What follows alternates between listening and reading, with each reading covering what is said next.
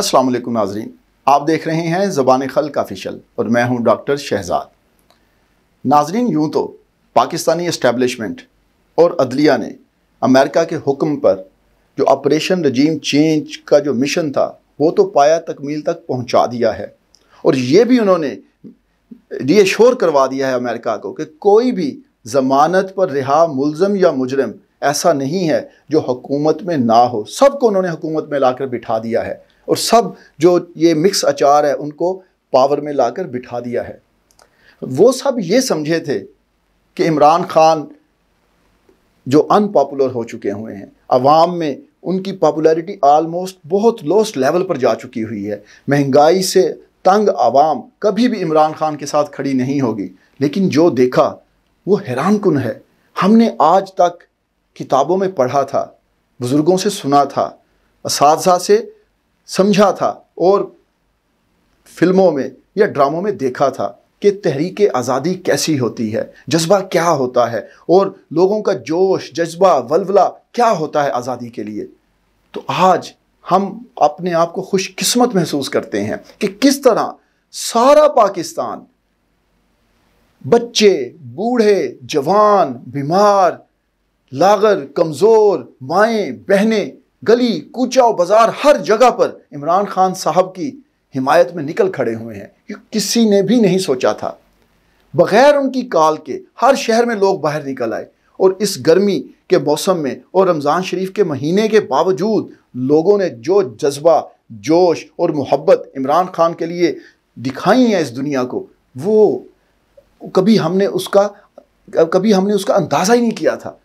तो ये सब कुछ जो हुआ ये किसी को भी इसकी तवक्को नहीं थी। उन सब ने खान साहब को अंडर एस्टिमेट किया था, इस कौम को अंडर एस्टिमेट किया था। और आज जो खान साहब के बड़े बड़े जलसे हो रहे हैं वो सबको हैरान कर रहे हैं।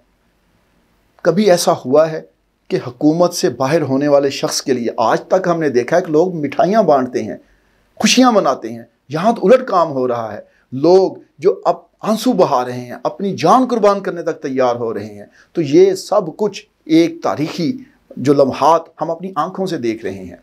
लेकिन यहाँ पर सवाल ये पैदा होता है कि क्या ये एहतजाज, ये मोमेंटम खान साहब को वो उस मंजिल तक पहुँचा देगा जिसके वो मुसाफिर हैं, यानी कि पाकिस्तान को नया पाकिस्तान और रियासत मदीना बनाना?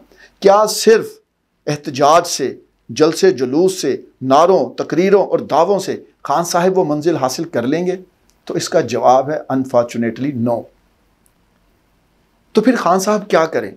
वो बहादुर भी हैं, नेक नीयत भी हैं, निडर भी हैं, और उनका तवक्कल जो है वो भी माशाल्लाह एग्जाम्पलरी है। तो क्या करें खान साहब ताकि वो अपनी मंजिल हासिल कर सकें? और मुकाबला किसके साथ है? अमेरिका की छतरी के तले तमाम पॉलिटिकल पार्टीज़, पाकिस्तानी एस्टेब्लिशमेंट और पाकिस्तानी अदलिया और मीडिया, ये सब एक तरफ हैं और इमरान खान साहब एक तरफ हैं। तो इमरान खान के पास इस वक्त क्या है? इमरान खान साहब के पास दो चीज़ें हैं इस वक्त।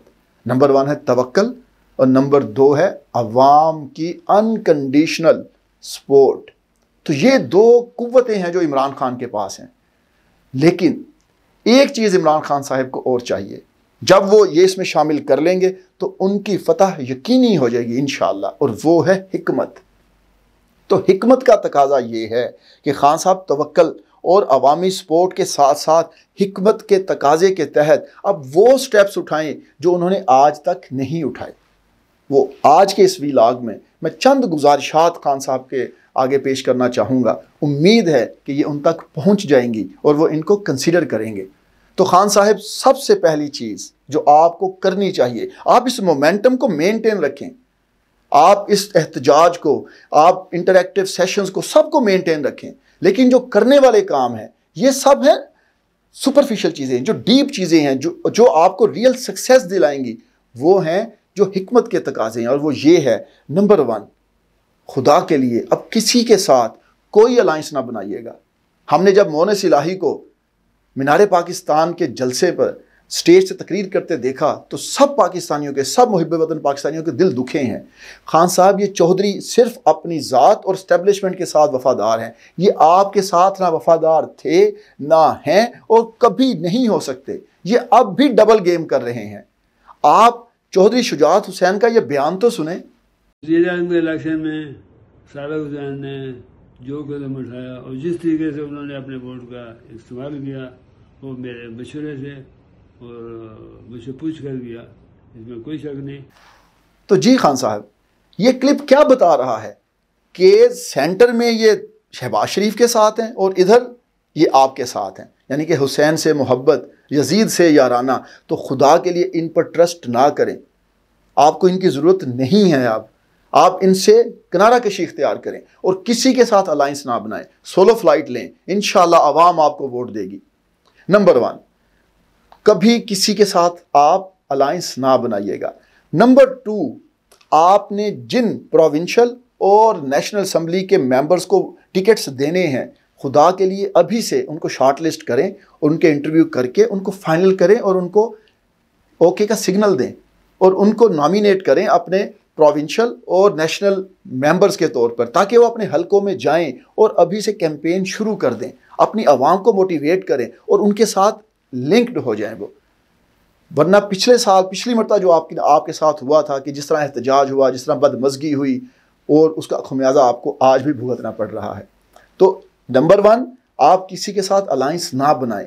نمبر 2، آپ ابھی سے اپنی پارٹی کے ممبرز کو فائنل کر کے ان کو ٹکٹ الاٹ کر کے ان کو ان کے حلقوں میں بھیج دیں۔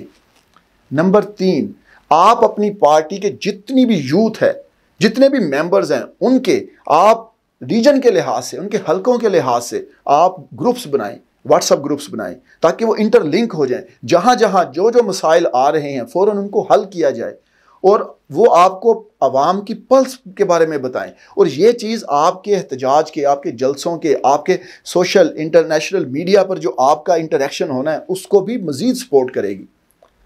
تو نمبر 4 جو سب سے امپورٹنٹ ہے، خان صاحب اس مرتبہ کوئی ایکسکیوز نہیں ہوگا، کیونکہ آپ گورنمنٹ میں رہ کر گورنمنٹ مشینری کس طرح ورک کرتی ہے اور ان میں جو خامیاں ہیں وہ ساری اب آپ دیکھ چکے ہیں۔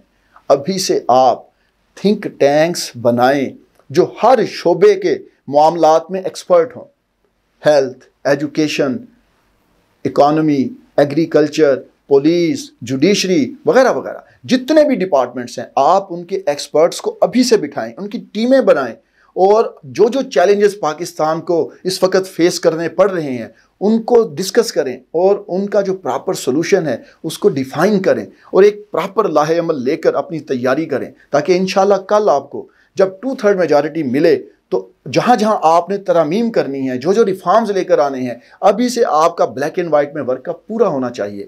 تو جب آپ پوری تیاری کے ساتھ آئیں تو ایک دن ضائع کیے بغیر آپ فوراً اپنے ایجنڈے کو امپلیمنٹ کریں اور قوم کو بتائیں کہ ہم یہ ریفارمز کریں گے، یہ سولوشنز ہیں ہمارے پاس۔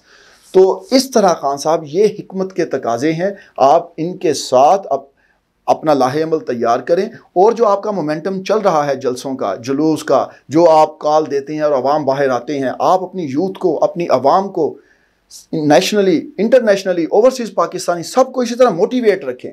انشاءاللہ وہ دن دور نہیں ہے جب ہم آپ کو دوبارہ 2/3 میجارٹی کے ساتھ وزیر اعظم پاکستان کا حلف لیتے ہوئے دیکھیں گے۔ انشاءاللہ۔ پاکستان زندہ باد۔